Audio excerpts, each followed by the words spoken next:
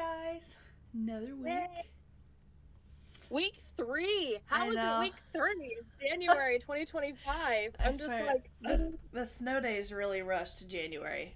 I'm telling you that right now. For me, yeah. anyway, it rushed January. Something fierce. Yeah. Oh my gosh. Yeah, it's just like the editing, the day in and day out of the same routine is definitely like pushing January Yeah. so fast for me. So, Yeah. well, how I noticed that you finished the Oh. third one in the Crowns of Naxia and started Harry Potter. So, Yep. fill us in. What's going on with you?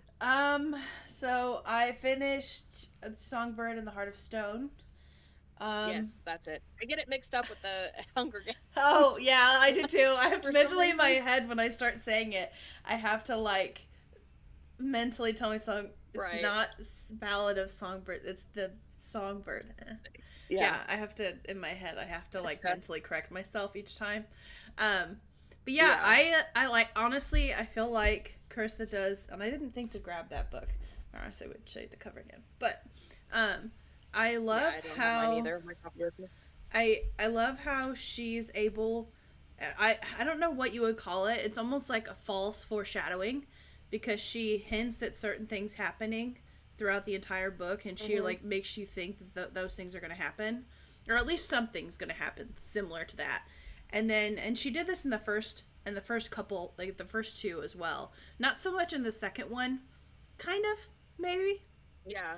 but it's like and then at the very last second, she will change the decision or change something, like a decision that a character will make at the last minute without any kind of hint at that happening, and it will throw it off, and she'll throw some other kind of situation or context or throw something else into it, and it just completely changes the ending of it at the last minute. And she also threw in one of the characters, like a character from one of the previous books. I'm not going to tell you which one. That I was not, because if I tell you, then it's going to spoil the ending. So I can't tell you even hints at who I saw. I can't even do that. Okay. But I'm like, I was not expecting them to come into play at all. Yeah. So now I'm just like... Nice. And it's one of those things, it's where the book ends and you don't really know what to call it when it's in terms of the romance. Like, you don't know what to call it, because it's just like with book one, it was like the first one. Yeah, with the first one was like enemies to lovers, but with a twist. And it's like enemies again. It was enemies to lovers and then enemies again. Yeah, and like, in this one, it's not so much like that, but it's like the ending of it. It's like, I don't know. Like, I don't even want to. I'm even afraid to say my thoughts on how I would describe the. So is it a 5-star read? Yeah, it was good. But then again, I read purely for enjoyment. I don't read books in a series to nitpick them out or to edit them or anything like that. Like, I just purely read because I want to. So like, but very rarely has there been a book that I've genuinely hated. I don't think I've ever read a book that I've genuinely hated. The book? No. Well, I've put it on hold. Like, the Silmarillion, and for those people that, the Lord of the Rings fans that understand the Silmarillion, it's like literally it's a Lord of the Rings history book. That one, I have to listen to the audiobook to help me comprehend what's going on. So that one's the one that's constantly on hold, or I will restart. I've restarted it like twice now. But that's really the only one that I haven't finished that I want to finish, but I don't think I've ever DNF'd a book. That's interesting. I love our different perspectives on that, because like you being a reader who used to struggle a lot, like you mentioned before, it feels like your imagination's kind of been opened up, where you can you're just soaking in everything that you can read, and that's one thing that's really interesting. So I obviously have started earthquaking, so I will say, after reading Carissa Broadbent next to this, like, it's a very stark difference. Yeah. And one comparison that I wanted to make is, imagine reading Game of Thrones, right?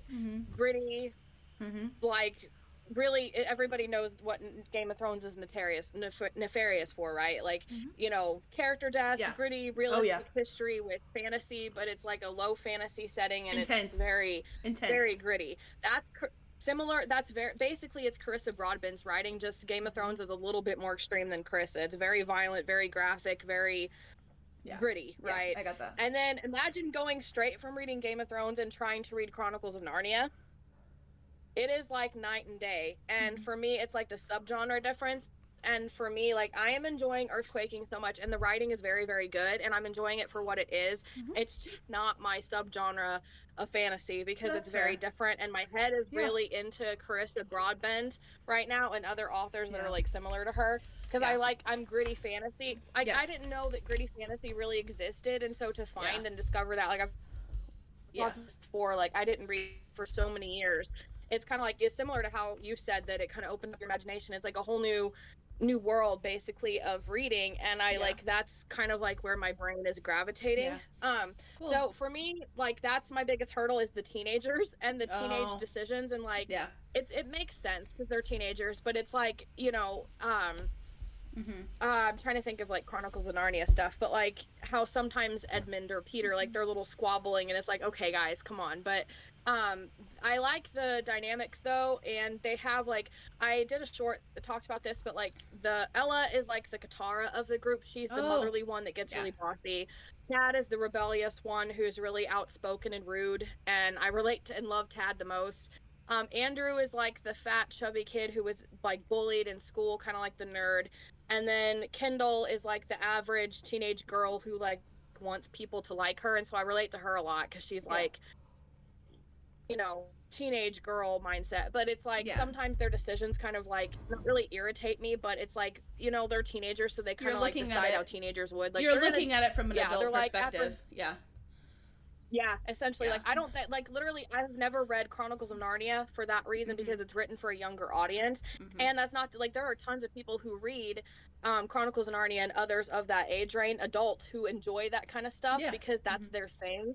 It's just, I've never been one to do that. And I honestly, like, hate that about myself, because it means that I've never had a chance to, like, read Chronicles of Narnia.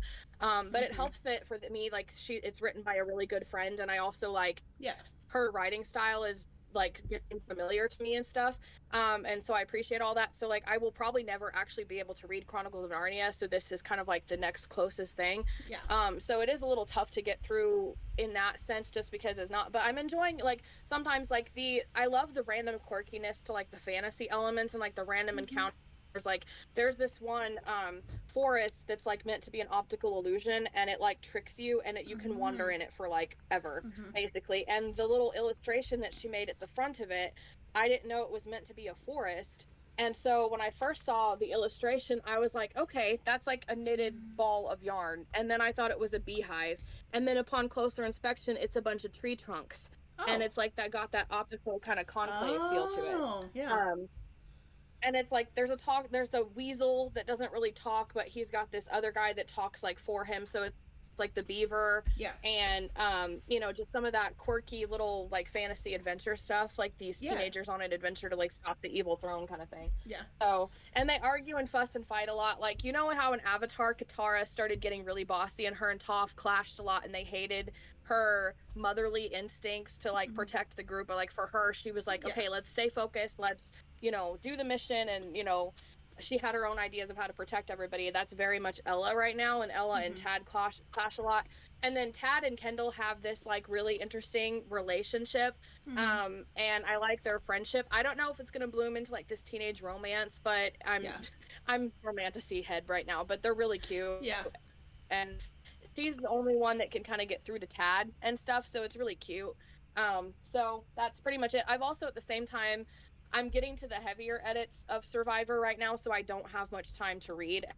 And the time that I do have, I want to just watch on YouTube and just mind numb and not have to think so much. And so for me, I've hit that part. Like, the beginning part was easy to jump into and then read a lot in the evening, but I'm basically writing the equivalent of a novel on top of the editing I have to do for it. So I've written 18,000 words in addition to like editing 50,000 words on it already. So it's just like heavy editing. I'm having fun with it, but it's just really heavy. That's pretty much my update. Okay. I'm also really wanting Onyx Storm. So my brain is in fourth. Like, I am obsessed with the idea of Onyx Storm right now. Yeah. Which kind of leads into our topic for today. Yeah. Yeah. It's getting closer. Okay. Even the guy I like to watch, Steven, he's been posting a lot about it too, and I'm like, stop it. So excited. Okay, so a couple different theories. One's a theory and one's more of like a prediction type of thing. One video I saw, and if people in the comments actually genuinely want the video for however long we have, because some of them are on TikTok, but because that's a whole other ordeal. So it said that they thought that it could be maybe Violet still had the manipulating time power from when she was attacked, because apparently when the battle of Bethgay, they call it Bethgaya, thank you. Pronounce it. When they had that battle, there were several times where she was counting the seconds, like 1, this happened, 2, this happened. Or it was in a heartbeat, this happens. And so it was like, and I guess, and she said she was counting again. So I'm assuming earlier in the series, there's moments where she's counting. Earlier in the book, there's moments where she's counting. And so I didn't really think about that. Right. But that was something that I thought was interesting, that I'm like, I wouldn't hate that. If she somehow managed, because she's always a really unique, different character anyway. Like, and nobody has ever, like, bonded with a dragon that young, so they don't really truly know how Andarna and her are going to react, and how that whole power thing works, because Andarna, like, knew that if she allowed Violet to use that she was going to end up losing her power, and she was going to losing the power anyway. Like, there was always a whole discussion of that she was going to lose the power and not have it anymore, and blah, blah, blah. And it's like, but it's so new that nobody's ever bonded with a dragon that young. Well, and I could easily see, like, when you bond with a young dragon, like, their magic leaves an imprint on you or something like that. Like, there's a lot of different explanations that could be had that would make sense. And Rebecca, I liked the power. Like, me too. It was really fun and helpful. But I also liked how, and I've also loved all of this about Fourth Wing, how it doesn't just come easily to her. Like, even when she gets her power, she misses, like, the lightning strikes and all that, and it's just like, she has to train and work for it, and Rebecca Yarros, and it was like that really well. she had so many limitations that I was almost getting irritated at how much she was missing with her lightning strikes, and I'm like, surely it's not that hard, just strike a thing. And it's like, I honestly appreciate that. I like that, and the fact that her and Xaden's relationship isn't perfect from the get-go is also evidence that Rebecca writes flaws into her characters. But she also, Rebecca also said that Violet's second signet was mentioned in Iron Flame. But nobody has picked up, nobody can agree on what it is. Some people think it's talking with people that have passed, with Liam. Yeah, I think so too. Well, and I saw, and that reminds me, I saw another video that made a comment that they thought that it wasn't just like some kind of hallucination with Liam. Spoiler alert. But I think most people that know what we're talking about have understood what happens at this point. We're spoiling when she was being interrogated, and you had the whole Dane was there and that whole situation, and she was seeing Liam, or like an apparition of Liam. Some people were arguing that, what was the main god, the death god? I forget his name, but some people, there was one kind of theory that said that Liam was allowed to be there because the god told Liam that she was getting ready, she was close to death, and so the god allowed Liam to be there because she was there for Liam when he died, and he didn't want her to die alone, so he came to be with her. And I'm like, it makes it even more angsty, man. I'm like, oh my god. Oh, I spilled my tea. I actually like that more than I know, I do too. I do too. But anyway. You were done, oh my god. Why do we have to bring Jack Barlow back But we can't bring Leah back. I need to know this. Why is this a thing?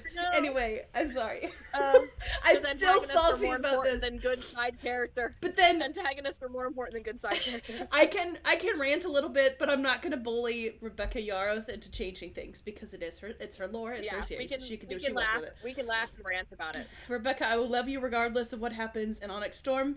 I may or may not be disappointed by certain things.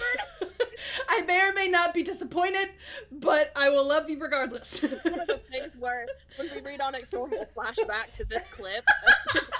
Yeah, and it's like 3 weeks later. 3 weeks later. Like the whole SpongeBob narrator moment, yeah. Okay. Yes. Okay, do we want to go back and forth, or how do we want to do this again? We can go back and forth. I have another Onyx Storm kind of thing. Okay. So, I haven't read this article, so hopefully it actually has something interesting to talk about. But it says only one character is guaranteed to survive the Empyrean series, but their Onyx Storm story is still worrying. I don't know what this means. I have an idea of who you're talking about. Okay. Rebecca Yarros posting hints about what to expect on our Instagram. Audience know for certain that several beloved characters will not make it through this installment, as the first 2 books did not hold back. Death of characters like Liam and, spoilers, General Lilith Sorngale ensure that many Fourth Wing characters will die in Onyx Storm. With the infiltration of the Venom into Basgiath and the failing Atration wards, death will likely follow Violet and her friends as she races to find a cure for Xaden and a way to stop the Venom permanently. One character set to be safe. And even later books do a particular detail from Fourth Wing's very first page, Jesmenia. I don't know how to pronounce her name, but the death check. Yeah. I've heard this, I think. Fourth Wing confirmed that she will survive. I have never heard this. This is crazy. She is a scribe and not a writer, which will keep her out of the fighting of the series. She was set up to survive the first page. How did that... Okay. She's translating... Oh, Jesnina is translating Violet's story as the curator of the scribe... Wow, my speech impediment's getting... Thank you. Revealing that she does end up surviving the events. Her translations of this information also showcase that she could have had a hand in restructuring the scribe quadrant. Yeah, I got you. You're good. Child, and I still have pieces of it. Which had been part of the censorship efforts that Basgiath employed regarding the Venom. Her story in Onyx Storm is set to be a tumultuous one as she attempts to aid Violet and her friends. She'll be safe. Okay, you're just repeating the same information. The Venom have infiltrated the scribe quadrant, which puts her in danger. She and the other scribes are unable to tell friend from foe. It will likely be painful as she watches her friends risk their lives, making her into a bit more bittersweet. Her romance with Sawyer is also set to feature some hardship, as Sawyer's injury from Iron Flame could prove to be too physically and emotionally overwhelming for him, causing her pain by proxy. In a similar vein, any new losses and injuries of Violet and the Iron Squad will also harm her emotionally as she's grown close to them. So that's pretty much the main thing I had heard about her and Sawyer. I really liked her. I did too. Like, in the very beginning of Fourth Wing, it even mentions that she's, that she scribes it. Or there's different points, like, at the beginning. Yeah, I'll have to go back and look. Like, at the beginning of the chapters, or there's some that, like, at the very beginning of Fourth Wing, I think it's, like, the little message at the beginning or something like that. It had mentions that she's scribing that, and that, it's like, and it kind of hints at the fact that there's people that die, and there's some people that theorize that everyone could die. So there's like that whole thing because of how she words that at the beginning of Fourth Wing. It kind of hit. I'm gonna have to find that and actually read it. Yeah. And come up with myself. Okay, so I know you're not a huge listener of Taylor Swift, but I'm gonna read you. Apparently, throughout the writing of Onyx Storm, Rebecca has said. And did like writing vibes, and she'll post songs about like that she's listening to while she's writing Onyx Storm. Well, one that's kind of a side note, but one of a TikTok a video that I saw of her somebody interviewing her, they said, "Can you pick a Taylor Swift song for each of the characters?" And I saw a video. Oh God. I saw a video. The first character was Dane, and right off the bat, she said the song called "The Prophecy" by Taylor Swift. I'm going to read you the first verse and the chorus, and then I want to get your thoughts. Now, granted, the song's POV is from a female's perspective, so when it says a girl and those kind of things, woman, you have to understand Taylor Swift's female, so you get the idea. But apparently it's Dane's. Apparently it's a song that represents Dane. Okay, hand on the throttle. Thought I caught lightning in the bottle, but it's gone again. And it was written. I got cursed like Eve got bitten. Was it punishment? Pat around when I get home.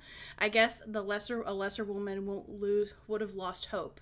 A greater woman wouldn't beg, but I look at the sky and said, please, I'm begging on my knees, change the prophecy. Don't want money, just want someone who wants my company. Let it once be me. Who do I have to speak to about if they can redo the prophecy? So with me reading that, some people were thinking, could it be his redemption? He gets a redemption arc, or he gets killed. Yeah. And my thought is, is he talking about, because it almost seems like he's mourning somebody, like they're mourning a death. And my thing is, does somebody close to Dane, aka Violet, does something happen to her that would trigger this, change the prophecy? I don't want money, just someone who wants my company. Let it once be me. Who do I have to speak to about if they can redo the prophecy? Oh, there's so many different ways. Oh my god, I know. I'm like, oh my god, because it even says, what tells me that she could be picking it because it may be referencing Violet is because it mentions lightning earlier. Lightning in a bottle. Yeah, the lightning in a bottle. That's immediately where my brain went. I don't know. Okay. Yeah. It definitely, to me, gave me the vibe that he's going to lose her. My brain went, like, maybe with the romance and stuff. That he could have a... It could be her going bad. Could be, like, a death. Maybe she goes with the venom. I could see that being a thing, too. Or maybe she starts making sacrifices to save Xaden, and Dane is the guy, like, Violet, don't do that, and she keeps doing it for Xaden, and, like, he loses her that way. Yeah. Not only because of what she's doing to save him, but also that she's doing it for a guy that's not Dane, you know? Yeah. So it's like a double whammy. Yeah, I could see that. All right, so you got your next one. Okay, I was waiting for the rest of the songs and all the other characters and all the other lyrics. No, there were several. I can pull them up, but well, I'd have to find the video, but you know. You're fine. Okay, we'll have to talk about it later. Yeah, we can talk about it later. Okay, we'll do a listening chat. Yeah. All right, so it says print book sales saw a small sales increase in 2024, and I wanted to bring this up because it's just a fascinating topic to me, because a couple years ago it was like kind of a thing where people were speculating whether print books are going to die off because of ebooks and then the slow rise of audiobooks. And like it was like you can't really sell a paperback anymore, let alone a hardback. But with the fact that there's a lot more being sold, it's like we've been talking a lot about the special editions and how those are like the mainstream, like you walk through a store and you find them everywhere, where they used to be like a rare thing for like a book release. And I'm like, and I'm wondering if that's correlating, if that kind of helped bring back the concept of buying physical books again, because you have this beautiful book to put on your shelf now. It's true. And it's kind of like a good thing, but then now you have where it's becoming such a big deal that you have all these corporations like trying to compete for the best special edition, and then you know it creates competition and like anxiety around getting a copy and stuff, like we've talked about with Onyx Storm and Target versus Amazon and all that stuff. So it was just an interesting thing, because a couple years ago I was for sure thinking that it'd be impossible to like sell physical copies and stuff. So it was like one of those things where I was like, oh wow, that actually may not be the case too much anymore, but we'll see kind of as the years go by. So okay, so speaking of like special edition type stuff, you know how with ACOTAR with Sarah J Maas, everyone's been anticipating the next book in the ACOTAR series, right? Well, she made some kind of video saying that like overemphasizing spring, and she in January, I think it's been a few days, she announced Night Court, like special Barnes and Noble editions of the books called the Night Court editions, Essentially, they're all black and silver, but literally, Barnes & Noble had a special edition of Silver Flame already. The covers aren't new. She's just taking this concept. They're just taking this concept and applying it to all of them and making the paper black. The sprayed edges black. Mm-hmm. And then there's a symbol on the back where it's blank. And I got excited at first. And then I noticed that the cover images are the same, which I never really did like. I don't like the cover. It's supposed to be, really. It's supposed to be like Night Court edition, but again, it's nothing. It's not new. I forgot. Like literally, the only thing is new is that they have an emblem on the back that says Night Court or something like that, and the edges are black. From the way it sounds, there's not really much extra content in it. I don't know. And a lot of people were upset because they look pretty average when they were expecting like an anniversary. It's like for like either the 10th was it 10th anniversary or something like that. It was like for some kind of anniversary. Much better. Yeah, it was like some kind of anniversary edition that was specifically for Barnes & Noble. Let me look and see. It's like the exclusive Night Court edition is what they're called, but I don't remember what. I thought it was for a special anniversary of the books. Mm-hmm. And so a lot of people were just kind of Night Court announcement. Let me see what she put in her announcement. Right. It says the Night Court editions of A Court of Thorn and Roses are scheduled for release on April 29th of this year, exclusively at Barnes & Noble. That's not what I want. Yeah. Oh, it was a TikTok video. Special edition release, I guess. I don't know if I thought it was maybe for like an anniversary type thing. I'm not 100% sure. But people were saying that they would much rather have had like a release date announcement, a cover reveal, or something for ACOTAR 6 instead of the new covers. And a lot of people are saying that they're not even going to bother buying it. And I'm not. But then again, it's pretty much the same thing, just black. But then it's like people are overhyped about two different versions of Onyx Storm. Like as the second, like the special edition. To me, the cover's pretty, and you have better sprayed edges. You have the that art, is very the fair, though. Or, yeah, you know, like it's the cover is slightly different. The cover is slightly different. It's not a solid color on the sprayed edges. Like neither of the editions have the solid color. Like there's like the dragons and the twirl, but there's like how many dragons you want. There's the bookmark. There's the gold writing instead of the white. So there's like different variations of that. So like the pre-order version has several dragons down the side and has the white writing on the front, whereas the other has like the bookmark. So it's like in the less dragons and the gold. To me, in my opinion, the covers of Fourth Wing, Iron Flame, and Onyx Storm look better than the ACOTAR series covers. So to me, the ACOTAR series covers are not worth doing if the covers themselves are not being different. Something else. And that was something else. I guess when they first released these redid the covers, a lot of people weren't happy about these neon colors. A lot of people didn't like the neon colors, and so I don't know if this is her way of kind of like solving that problem by having like a solid black. As famous as she is, I don't like the images either. I don't think that's fair.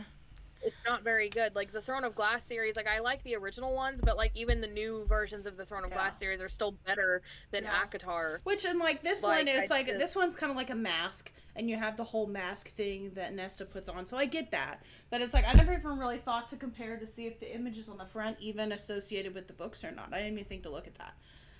They kind of do, but to me, I still just don't like the way that they look as a whole. Yeah, like there are different styles of art you could have done or whatever. Yeah. But yeah, I don't know. I mean, with everybody, with the whole Onyx Storm special edition, like I feel like maybe Sarah J. Maas wanted to try to do something on her end. Yeah. So it's like a competition thing. Yeah. That or it could just be she managed to announce her special editions after, and it's just a matter of timing, I guess, but. Yeah. And like you said, it could be just if you don't like the neon editions, then you can get black now, and that would be fine. Yeah. And black looks better as a whole. It's just for me, I already have the books. I don't really need if Yeah. you know what I mean. Yeah. Now, So, if they were like, but special covers that have extra stuff on them, or a different design completely, then like, or maybe like they all, or like with this particular set of covers, if you set them all up side by side, it makes one giant picture. Like, if you had something like that, which these aren't in print anymore, that's why I had to go to eBay to find them. Because I started buying them when they were in print, and then they stopped printing them, because I guess I don't know if they were like a limited thing or not, but yeah, if you set them all up side by side, they make one giant picture. So it's like, something like that would have been perfect, and people would have ate it up. Like, you know what I'm saying? People would have. Gosh, yeah. But even I would have, and I'm not one to buy multiple copies of a book. I would have too. Yeah. For myself, my own proof copies sometimes, but you know, I have like a gazillion of my own laying around the house. Yeah. So my next thing was before I switched to the cup. Okay, so I like posting on Facebook and asking questions and all that stuff, and so I shared a book promo that was like Christian fiction books. And I like to keep it conversational, so I asked people something about how, like, my TBR list just keeps growing, but these books look so good. How do you guys, like, I haven't had a lot of time to read lately. How do you guys manage it? And so I got a couple, like, one comment that I wanted to highlight, because she actually had a really good system for how she handles her TBR list. And it's kind of relevant because I've had less time to read now because I'm editing so much. But she says, and I'm not going to name names, but she says, I add books that I want to a TBR list I create on Amazon. And then when I'm ready for a new book, I start at the bottom of my TBR list and work my way up. So, like, she buys the books, the oldest books. She buys them as she's ready to read them. Yeah. Yeah, that way, I'm not just reading the most recently added stuff with books at the bottom that she never gets to. And she's like, it works for me. I do the same thing on my Kindle. I read the older books I've purchased and make my way up to the nearest most recently purchased. As for finding time, I don't stress about reading so many books a week, a month, a year. I read what I can while juggling life, and I call it good. Yeah. So I like that. I thought that was kind of like that'd be a fun little challenge sometime, is like, okay, you know, reading some of my oldest TBR. This one, or there's like one other one. Ember in the Ashes might be one of my older ones. There's a book called Caravel that I bought it when it first came out before all this. That was one of them that I had bought. I think it was a new release when I bought it, but I just have never read it. And these. I started the series like 2 or 3 years ago, and I just never finished the series. Yeah. So, yeah. I was scrolling through my Kindle the other day, and I realized, oh my gosh, I have so many books that look so good that I've just purchased or gotten on my Kindle. The Stuff Your Kindle days. I get so many on the Stuff Your Kindle days. It's ridiculous. Yeah. Yeah. Those are good to take advantage of. Okay, so Audible. Couple audiobook things I've got. So the first one, Audible has been making comments lately a couple different times, a couple different situations where they made a comment about people who listen to audiobooks at higher than just 1x speed, which is the speed that the narrator records it at. Yeah. So the first time they made a commercial where celebrities were talking about their reading, their reading speed, and different things. And one person made a comment that people who listen to their audiobooks past 1x speed were psychopaths or something like that.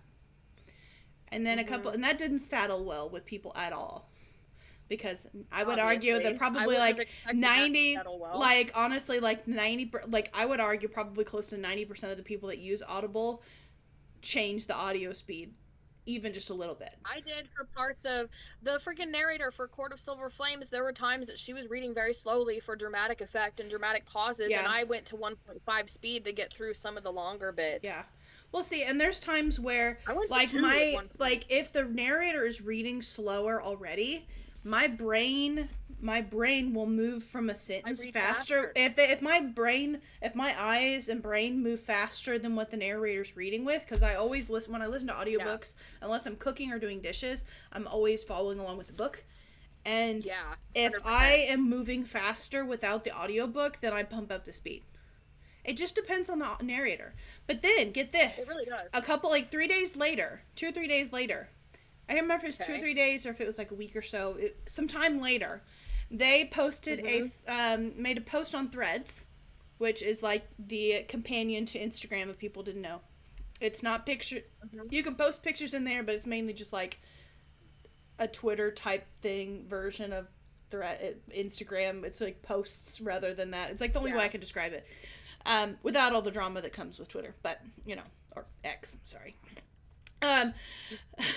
Sorry, they just don't change the name. It's been Twitter forever. I don't know why you changed it. Anyway, they made a post on Threads that were like things that are in and out in 2025, and it literally was them typing a list in like the Apple Notes app, and it was like a picture of this little chart, and it said in 2025 and out in 2025.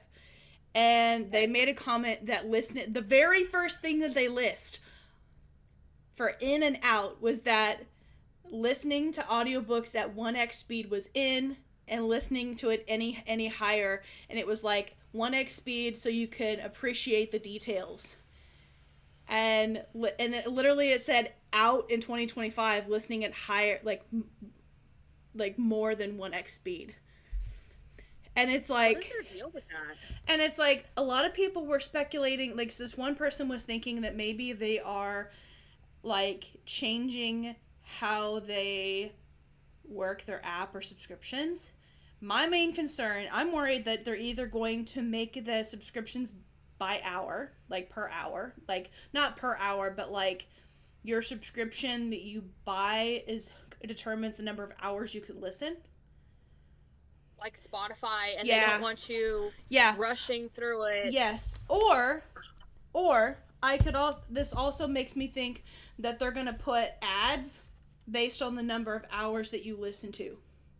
So after so many hours, you get an ad. And you have to have a separate subscription to get rid of the ads. That's my worry. That's what I think is happening, that they're going to put ads in Spotify. Not Spotify, but Audible. Yeah. No one has confirmed or denied that. I've maybe seen like one or two people mention that similar topic of them maybe putting ads. There's no evidence to say that they're actually doing that. That's just my fear of what, like, I don't want ads in my audiobooks.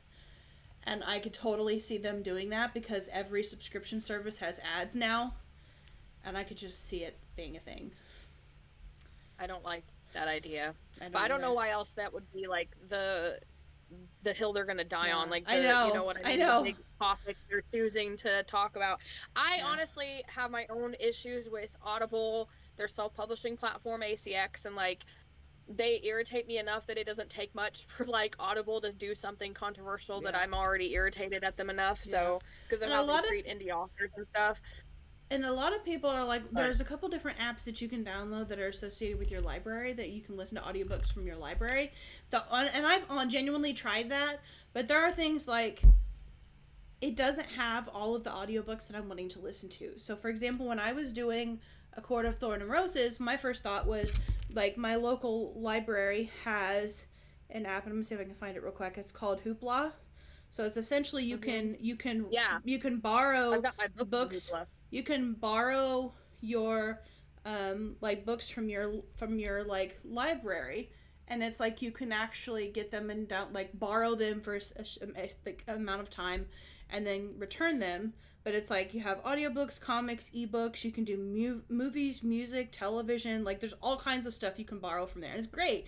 But the issue is that for some reason I couldn't find Throne of Glass. Mm-hmm. And that was what I was wanting to listen to. Spotify. So Throne of Glass is one of those. I think it's the Throne of Glass people. They only have it on Audible because I looked for it on Spotify and I looked for it elsewhere.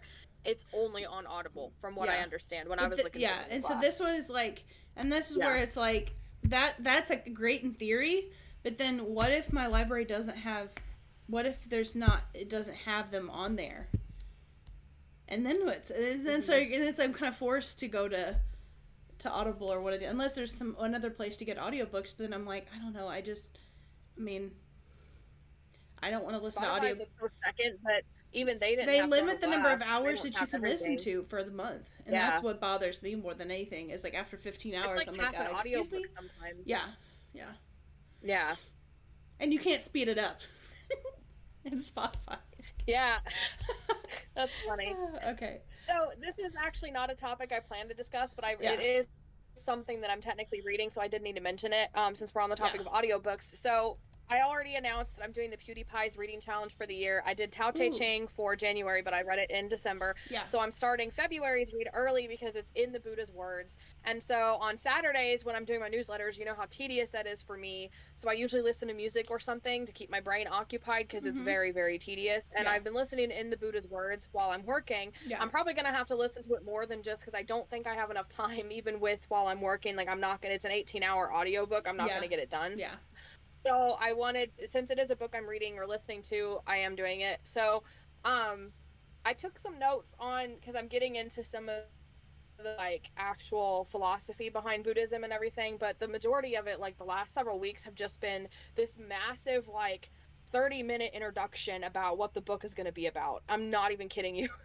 And it's like, you know, we translated it this way because of this, and this was translated that way, and this is the history, and the Buddha did this, and you know, the people after this, and oh my god, it was like the most tedious thing to listen to. Christopher Tolkien does like little sections in these where he makes commentary in between, where he puts snippets of J.R. Tolkien's writings, so like I could get that, but that's like compared to like Lord of the Rings, compared to like Buddha, it's like, no offense. So yeah, I get it.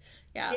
No offense. But so far, chapter 1, like they're divided by dhammas or something, which in the audiobook it says verses, so it's like chapter 1, verse 1, and so on and so forth. So the first, I'm on verse 2 or 3, but like the first one is kind of focused on how the mindset of like everybody is usually bothered by the fact that we age and eventually die, and so his philosophy is suggesting that you come to terms with that and accept that so you can live a better life and a life of more like righteousness, equivalent, like basically righteousness, and live a good life and not focus so much on like death and aging and stuff. So it's not anything that like goes against like necessarily what like I believe, but it's just like I don't like listening to it, but I really wanted to do PewDiePie's reading challenge, so I'm like stubbornly determined to like do it. I'm I have proud to of listen to the audiobook. If I had to read this thing, I would be pulling my hair out. So the audiobook is literally saving me on that. Yeah. So thank goodness for that. And I've been tempted to turn up the speed, but I'm like, I have to comprehend what's going on, and I don't know if I could do that on 1.5, but so because it's really heavy philosophy stuff, and I'm like, this is kind of above my head anyway. But so yeah, that was my little interjection I forgot to mention earlier. Okay, so my last thing is graphic audios have becoming more and more popular. Akatar has them. Fourth Wing series, like the Empyrean series, Fourth Wing Iron Flame. And apparently Onyx Storm, you can pre-order the dramatic audio apparently now. So it's like, you know, it's been announced that they're making a graphic audio. So like it's becoming popular. Throne of Glass is getting graphic audios sometime this year or late this year, early next year. So it's like they're becoming very popular. And something that you have mentioned that I even noticed right off the bat that I didn't even get fully through a chapter of the graphic audio when I realized this, because when I was first reading through the green one, I forget the name. Wings and Ruin? No, Rings and Ruin is pink. Oh, no. Mist and Fury. Mist and Fury. Got it. I was reading through Mist and Fury for the first time, and at one point I noticed that they were skipping, like, where it said, like, essentially, like, descriptive stuff, like, where they were going. It wasn't, like, they took the dialogue bits out. They would use the dialogue, and then they would take, like, the descriptions or, you know, Rain said, walking over here. Audio. Yeah. And so, I saw a video of a girl that was kind of, wasn't really ranting. It's just, she was, like, giving, like, a PSA type of thing. Type of thing of that. Apparently, the graphic audio for Fourth Wing and Iron Flame, apparently at times it skips full paragraphs of stuff. Yeah, like Silver Flame didn't skip as much as Fourth Wing did. And apparently, there is one section in Iron Flame where I had to look up what chapter it was in. Apparently it's in 55. That completely skips I'm assuming what they said was almost like over a page, because I haven't actually listened to the audio, but it was like a conversation between Xaden and Violet where she uses the analogy about battle axes in an armor. She said, how am I supposed to fully trust you when battle axes are flying out of the armor left and right? And he's like, I don't understand. And it's that whole conversation where she's like, how can I trust, like, if an axe comes flying out of the armory, I'm going to go in to see what's going on to make sure it doesn't happen again. And so it's like that whole discussion that they have. Apparently, that whole thing is just taken out of the graphic audio. Apparently. Why? I don't know. And that was my question, like, just to you or just in general for like discussion, is how do they decide what's important enough to be included in a graphic audio? Well, based on Court of Silver Flames, because I followed along with the whole thing and I kept up with it and listened to the whole thing, and I loved the graphic audio. They skipped anything that was audible. They skipped anything that they included sound effects and things like that you can listen to. So anything that was like audibly already there, they skipped it because it's unnecessary, repetitive information. Because like, oh, you know, she goes, like, he said, she said. We don't need the dialogue tags because the person is narrating I get dialogue. And then that. If they clear their throat, the actor is actually clearing their throat, so you don't need to say they cleared their throat. Okay. You know, so it's like, or if there's footsteps or like, sometimes they would actually do some of those descriptors, but sometimes they would be skipped again if there's like a sound, like she closed the door and you hear the door shut in the audiobook, you don't need that either. So to me, that's what for that particular one, that seemed to be the deciding factor of what to include and what not to include. As for why there's a whole chunk missing, because in Court of Silver Flames, they didn't skip whole paragraphs. It was literally just and that was my thing, is like, but then because I haven't listened to Fourth Wing or Iron Flame's graphic audio at all. I tried. I thought I tried Fourth Wing, but I didn't stick with it very long. No, I don't know. There was one other book that I tried that I didn't stick with it. Yeah, and I just haven't heard. I don't know. Graphic audio maybe missing. Maybe to save on time. Yeah, it says I'm listening to. The only other thing I can think of. Sorry, go ahead. Okay, so a Reddit post makes a comment. I'm listening to Iron Flame from part 1 from graphic audio and noticed that a section is missing. I've noticed a few other moments that seem weird, but this one is the first where I've compared to the book. This is on page 204 of Iron Flame, about 7.05 into part 1. My version is borrowed from my library. So it was like a description of the like people talking is what she has highlighted, and it was like the part where it's like full on dialogue. That's weird. And it has like people talking. So the only other idea I had is that when you create audiobooks, the amount of money you charge the narrator is based on the finished hour. So if it's a 26-hour long audiobook, then they're gonna, like, if say they're $200 per hour per finished hour, so it's $200 times the finished audio. So it's like 26 hours long, $200 per hour, so that'd be 200 times 26, and that would be what you pay for the outright audiobook. So the only other thing I can think of is that they trimmed certain pieces that didn't seem as viable to the story, to trim it down so it wasn't as long. But it's like, she's famous and has all kinds of money, so to me that's not really that doesn't seem like that would be the case either. But those are the only two options I can think of for why they would do that. I just don't know if it's like, and that's apparently that's like a common theme for Fourth Wing. It was like, I heard they were saying like paragraphs, and then apparently like in Iron Flame there was like that whole conversation was like, they said it was like over a page was skipped. And somebody was like, I thought I was just going insane. Like, I thought it was just me going insane and not being able to follow along. And some people were like, well, it's not meant for people as their first read. And I'm like, but that's how, I'm like, so that's one, somebody in the comments made the comment that it's not supposed to be for people's first read through. But it's like, then why is it marketed that way? To get as close to a movie as you can of the entire book. But it's not marketed to be like, it's not marketed that way. You know, it's marketed as a more descriptive, more like a multiple reader, like multiple narrator actors of You know, it's marketed more of like as the book. Audiobook. Yeah. And I can almost guarantee you that there's people that will just listen to the audiobook, and I've even seen clips of it, like of people sitting in their car listening to the graphic audio of Fourth Wing. There's this one guy that was like freaking out at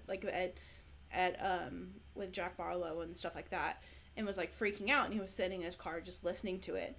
And there's tons of people that are like listening to these graphic audios for the first time, and like being exposed to that whole world, and then it has whole chunks missing. So it's like, and so that's where this girl was like, I just wanted to give you a PSA for those of you that are reading it, listening to it for the first time, and are using the graphic audio, that it does have chunks missing. And I'm like, well, I don't know. Yeah. I like graphic audios. Nice, I think they're really cool, but Warren. Yeah. Yeah. It'd be nice if they would have a label, but then it's like people would be more inclined to do the audiobook, the regular audiobooks, and then who would buy? They want the graphic audiobooks to be successful. Of sales. Yeah. They want it to be successful, so they're not going to say stuff like that. Mm-hmm. But yeah. Yeah, essentially. Yeah. So another article that I had was like Book Talk kind of changed publishing. So like with the banning of TikTok, like how is that going to affect the publishing industry as a whole and stuff? Yeah.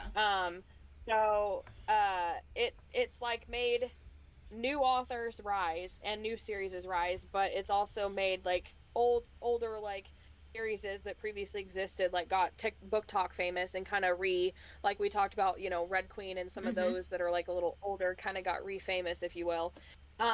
So like backlist sales is what it's called, like when your backlist is, you know, making sales. So like Colleen Hoover, Sarah J. Maas, they're increased like 693% from 2020 to 2021 because of it. And then Sarah J. Maas anchored a 75% year-over-year revenue increase in 2024, according to Publishers Weekly.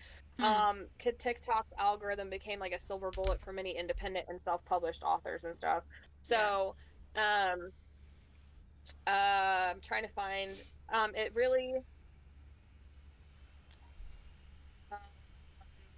I don't know what they're really saying the effect is going to be, but it's just going to be interesting to see in the future how that's going to affect not just Book Talk, but everything as a whole. Yeah. Because a lot of people like have their careers on TikTok where they're TikTok famous, and so they make a lot of sales on that, or like they sell on their TikTok shop and stuff like that. So they're gonna have to find new, just because they're on TikTok doesn't mean they're necessarily famous on like YouTube or Instagram. So they're gonna have to find new avenues of you know selling.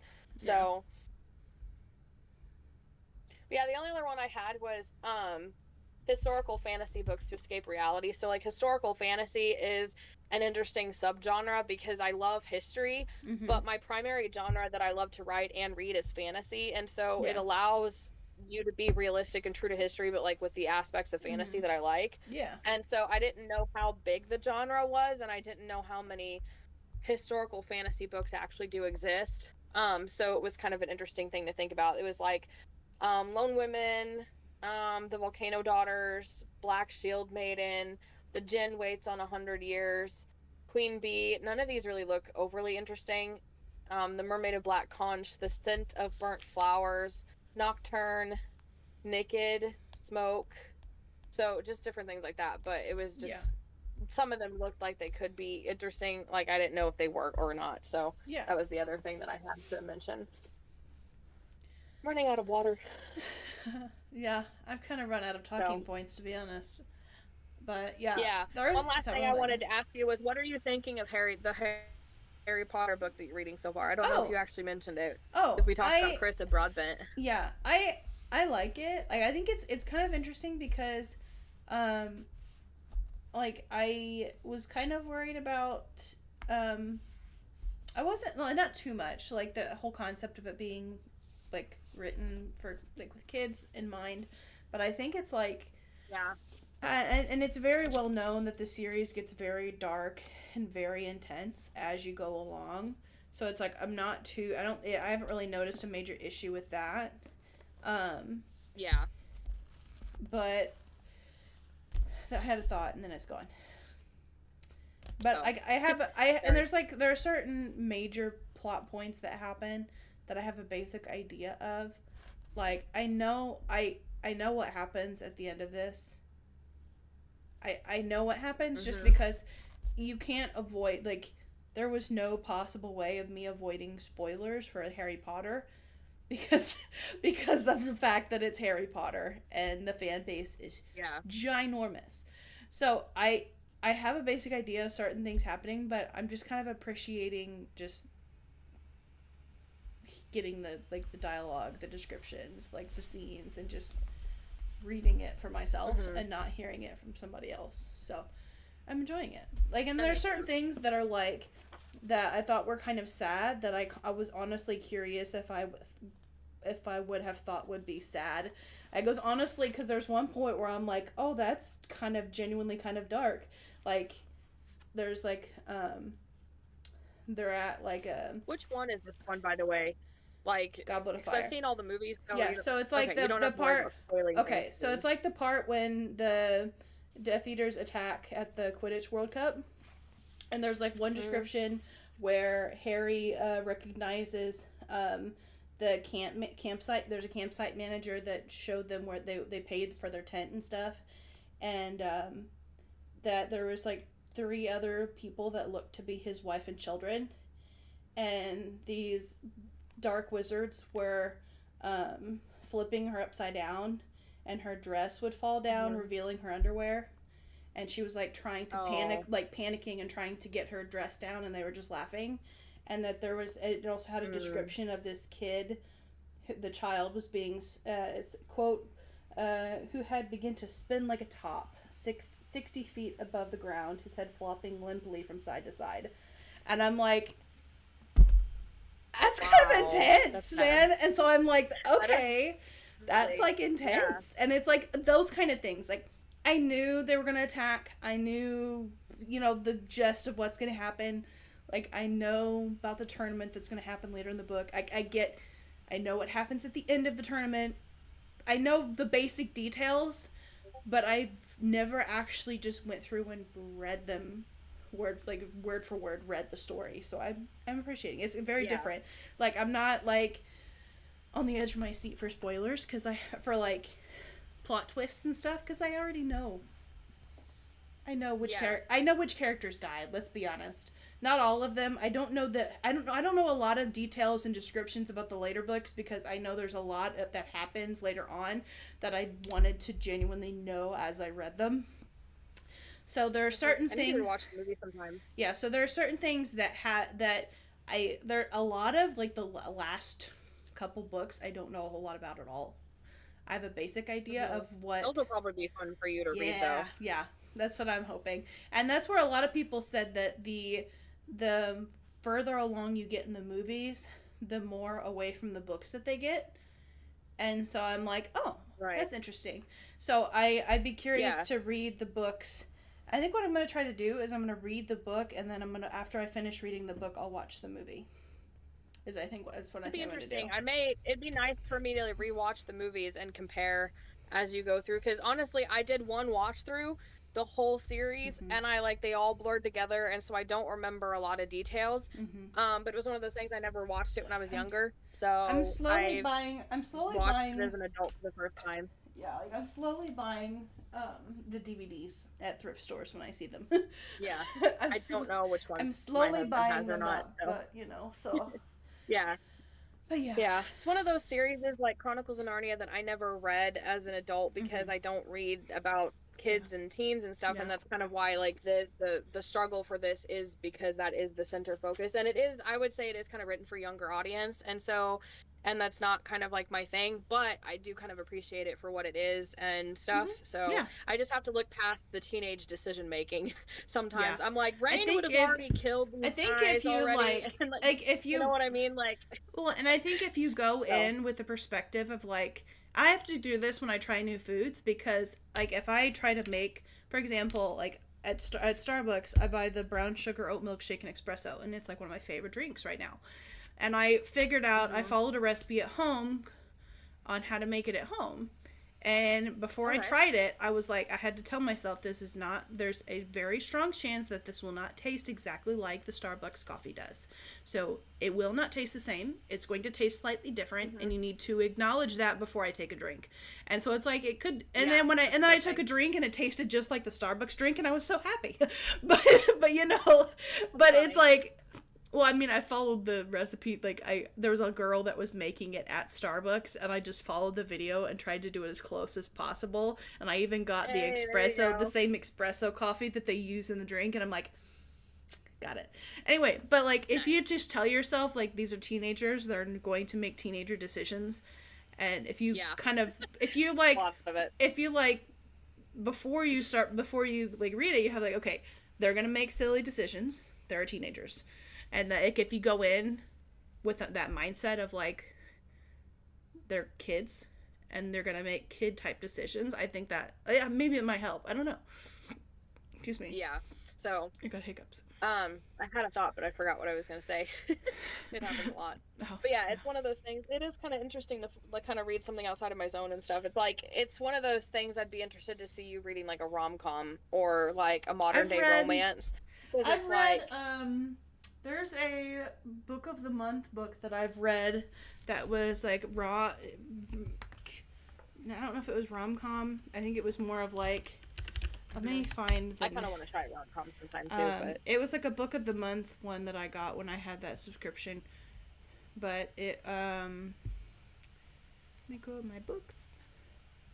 I'll know the name of it as soon as I see it. I just have to find it first. Because it's been a couple of years since I've read it. The Love Hypothesis. So it wasn't really a comedy per se, but it was like a contemporary romance type book. And it's about this this PhD candidate. So she's trying to get her doctorates, and she has she's single. Her friend is dating her ex. And she told her friend that she was fine with it and that she was dating other people herself. And in reality, she wasn't dating anybody. She was just alone. Right. And so to avoid, she didn't want her friend to feel bad for her and feel guilty for taking her ex and dating her ex. So when she tells her friend that she's off on a date somewhere, but in reality, she went to the lab, and she randomly, like, she sees her friend coming down this hallway. And so spur of the moment, she just kisses her professor. And it just spurs this whole, and I won't tell you the details, but like, in case you eventually want to read it, but it is a cute story. There are some things that I'm like, I want to know, like, she was researching about a particular topic, and I'm like, I want to know about her research. Did she like, did that end like, did her research get like, you know, I was like, that's what I want to know. I want to know about her research. It didn't really tell me what happened to the research, and I'm like, that's what I want to know about. But yeah, I've read a contemporary romance. I have to be in the mood for that, and I'm not always in the mood for that. Kind of my thing is like, I'm in the mood for some gritty, like, dark romantic-y kind of stuff. And again, it doesn't help that like the anticipation of Onyx Storm is getting me like, you know, into that, and then coming from Carissa Broadbent and kind of like being ready for like the third book and wanting to read that one and stuff is kind of a lot of it too, and then not having a lot of time to read. And at any given moment, my head is also thinking Survivor, because I'm also actively writing new plot lines in that, so my head is thinking, you know, whatever genre that book would be considered, fantasy, epic fantasy. I literally counted, I have 15 character perspectives right now in the book. 15 to balance right now, so a lot of different, which should be a very it's inspired by like the Survivor show type deal, so it's like I could totally see that. Well, like if you think about the TV show, it flips between like several different players, so it's like in a book you have several different characters to go back and forth through. So yeah, I could see how lots of notes. Well, and I could see how like editing it, you would have to make sure like I could even see how you would need to like insert more dialogue or more descriptions or more personality for certain people to help them stand out, so it doesn't get confusing from person to person. So I could totally see that, like, it's literally, like writing. It's like you're writing it while you're editing it. So I totally get that. Yeah, there's like 30 characters total, like side characters. I only go to like about 15 perspectives as of last time I counted out of the 30. And so there's only like 30 people go in, only 2 people are going to make it out alive. That's kind of the blurb. It's not really a spoiler. Yeah. And no, so I get I'm that. trying to work on adding more character perspectives so that the 2 that make it aren't as obvious to readers. And so kind of building up, like you said, building up all the side characters. And now I have the problem where I'm really in love with the 2 the particular side characters I'm kind of building up right now. And I like them more than my original ones. So it's a problem because I only have 2 people coming out of this book live, so that's the interesting thing. But I mean, that's where it's just that's where you're gonna have the angst. Like, you're just gonna have angst because if you help them, if you make the readers fall in love with these side characters like Liam, and then you just kill them off, like, it's gonna cause like angst and just, you know, so I think it'd be I mean, make them fall in love with them, for like sure. That's what I'm working on. I mean, the fact that I joke about it, but like, it also is kind of reassuring to me, the fact that I do have fallen in love with them so much when I was not expecting to, indicates that more than likely readers will too. So I'm interested to see Heather. Ironically, I'm reading her book and I'm editing her book, the book that she edited for me right now. So I'm interested to see what her thoughts are going to be when she edits the second round. But I'm on chapter 9 out of 24. Ooh, so there you go. Decent chunk of the way through. So 50K. I don't know. It's like 120, 130 somewhere. I think somewhere in there, in that range right now. So cool. Probably not as long as Kingdom of Ash, but fair. We're getting there, depending on how much more I gotta add. Yeah. But and then also I get in these Bible moods where I want to either, because I'm reading the Bible through in a year, so I'm reading through, which I guess that would count as a book read when I finish it at the end of the year. But I'm in like Genesis, so it's a lot of like the older Bible stories, and so my brain gets in that mood where I want to watch Bible movies, you know, of those, because I have several good ones. And so I rewatched my favorite Samson movie. Like, I don't know if you know if I've ever talked about this, but Samson and Joseph, 2 favorite like Bible stories. When I get in those moods, I will watch every single Samson movie that has ever been put out and every single Joseph movie that's ever been put out. Like my Samson moods or my Joseph moods go hard. Like, it's crazy. So I was also wanting to watch Samson the other night. And Samson was one of Dad's favorites. Was hit like growing up. That was Dad's favorite. Yeah, that's why Dad lifted weights for so long, because of this Samson story. That's so cool. He talks about David and Paul a lot now, though. So I think his favorites have kind of shifted a little bit. I can see that.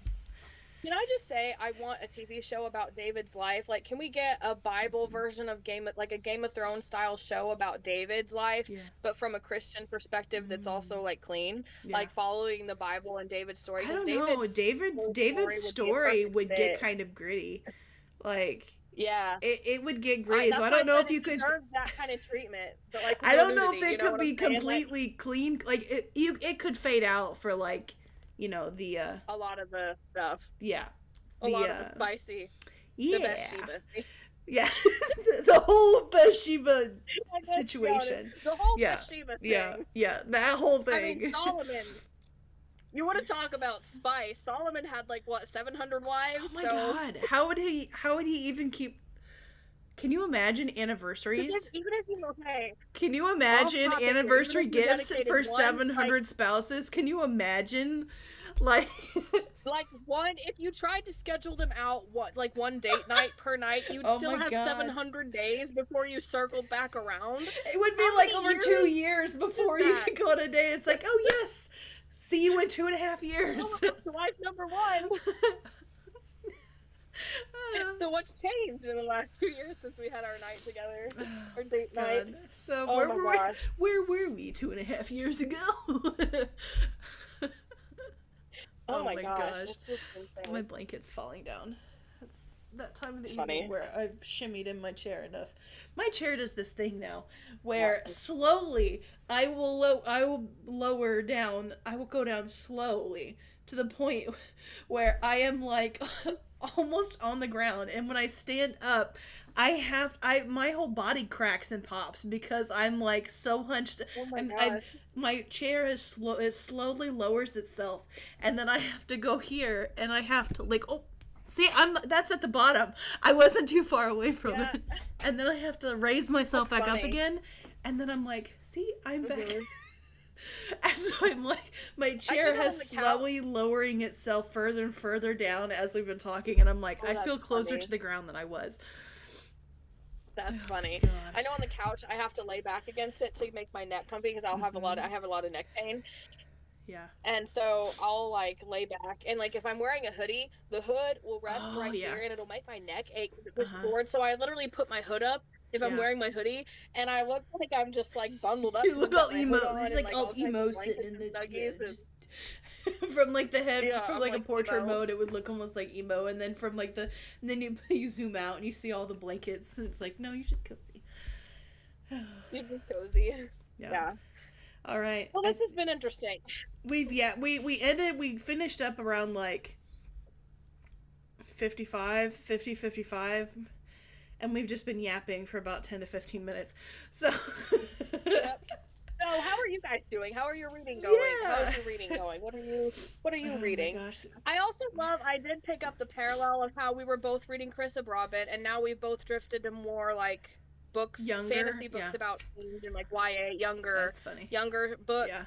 Like, how does that happen? Like, I don't. We're cousins. Our brains are just hot wired to think similarly because we share DNA. So that's just how it works. That's how it works. That's why our personalities get too similar sometimes, and then we just kind of go off at each other. Yeah.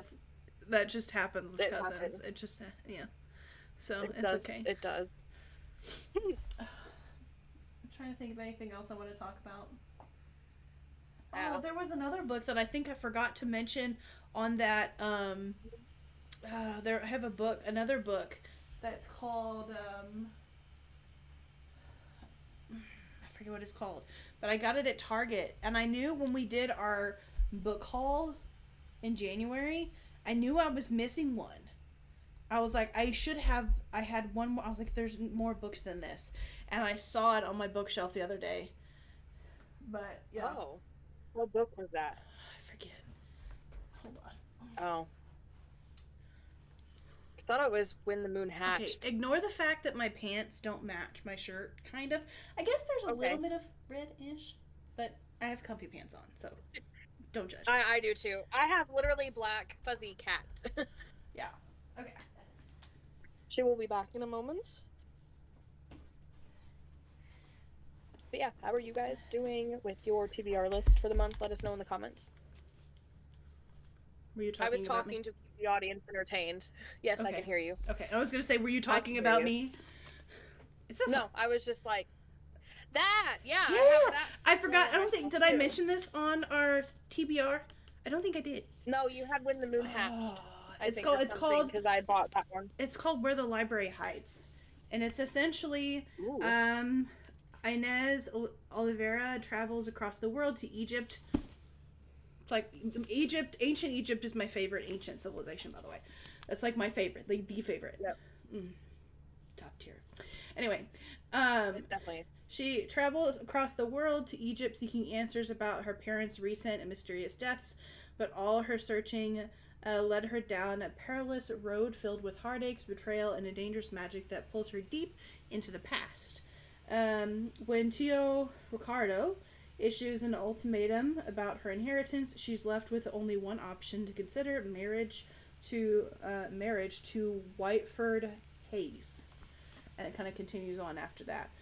So it's kind of like with her heart on the line, Inez might have to bind her fate to the one person whose secret plans could ruin her.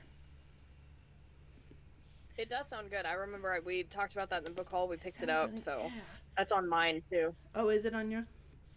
It's like an impossible love and also, fantasy. Since we're talking about like books that were kind of like that are on our future TBR list or our current ones, I actually saw a TikTok that was, or no, Instagram. Mine is Instagram. I've been on Instagram, and it had like Resand, and it had that, you know, the Resand song on Instagram or TikTok that's like it's not really rap, it's not really like R&B, but it's like this really kind of dark sounding song that like has Resand art. You know what I'm talking about? I gotcha. That is Resand's kind of theme at this point. It did that, but it had it back and forth between Resand and another guy, and the other guy looked pretty cool. He had tattoos, and it was like really sexy, and he had an R name. And at the end of it, or I read the caption or something, somehow I realized who the other guy was, and it was the guy from Crescent City. Ooh, and so now my brain is really wanting to read Crescent City because I want to know about this guy who everyone loves, like Resand. And then you have I would argue that it's like rumored to be like Resand, and I'm like, I need to read some of these books with like all these men. There's a guy in Throne of Glass that I could argue that's Resandish. Yeah, I saw there's several. In the Book there's a couple TikTok I made. There was this guy Rowan that kept popping up that I'm like, is from Throne of Glass, but I don't know who he is or anything because I got stuck with reading Dorian and Kale in Throne of Glass. So it's like, where the heck is Rowan? I know he's there somewhere, sometime, book with some alien woman who I think is actually the main chick, but I don't know. Rowan. I could be way off. I'm gonna laugh if I'm like way off. Rowan is. Is he fine? We need to do a book boyfriend, a romantasy book boyfriend ranking sometime. Yeah. Where we rank Resand, Azrael, Cassian, Rain. Let's see, we have Xaden. We could do it with Rowan, just with. And I get around to reading him. Like, we could honestly do it just with Throne of Glass. There's that many guys. Like, we could do a whole tier list of just Throne of Glass guys. Throne of Glass Akatar. You only know you've met two. There's like 5 or 6 other guys that you will meet later on in the series. It's like there are so many guys. Oh, I know. Yeah. I love it. Okay, we've yapped for another 6 minutes. Okay, so. All right. Let us know how your reading is going. Or if you want to make random comments about anything we've said in the past hour and 16 minutes, then go for it. And who's your favorite book boyfriend? Who's your favorite bookman? With the looming possibility of TikTok being banned, and you want somewhere to chat about reading, we do have a Discord. I need to check. Remind me to check after the stream as if the link still works. But in the description of this video, and it's also in a link on the main YouTube, on our main profile channel on YouTube. But it will send you a link to our Discord where you can join the Discord. You do have to kind of accept some of the rules. There are some rules you have to read through, but that's with every Discord server. So, part of the course. Yeah, so. If you need a calm, chill place to just chat, you can join that. Yep. Yeah. Yep. Because TikTok's going to be gone on the 19th. Yep. And then Onyx Storm comes out the 21st. And then that's what a lot of people are like. Where are we going to go talk to? Where are we going to talk about? Yeah.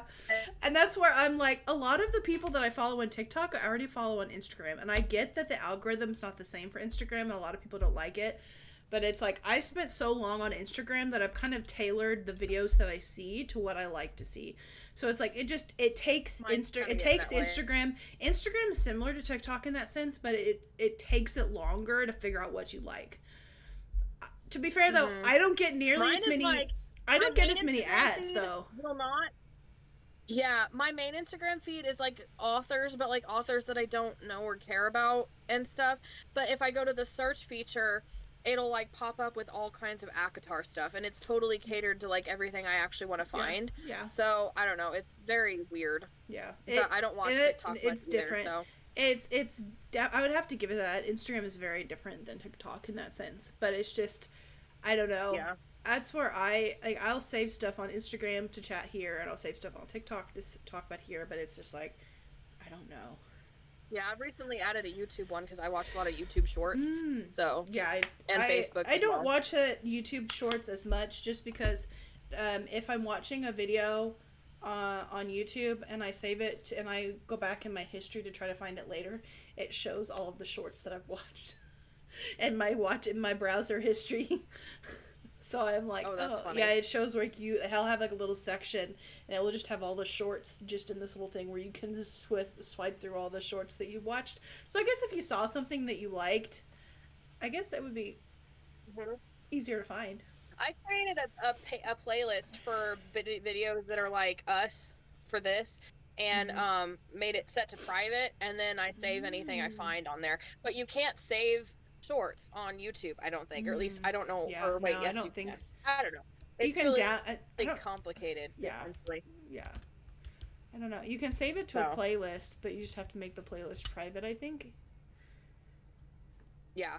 So, or like I'll save it to watch later. So that's what like if I see a video that I want to watch on YouTube, I'll just save it to watch later. I have like no joke 8,000 videos or more on my watch later list because I just do that and forget to go back and watch them. Did you watch the storyteller guy with the Skyrim videos that were doing like the storyteller mystery style things? Yeah, I started. Yeah, I watched. Which one did you watch? One of that. I don't. Oh, which one? I started to watch one of them and got bored and shut it off about like 10 minutes into it. I don't remember which one it was though. Yeah. Which one? They're good though. I like. It's been like the day after we had talked about that, so it's been a couple days. Gotcha. We also talked for another 4 minutes. Not that anybody's timing. We did. Okay. Talk to you guys later. Bye. Talk to you later.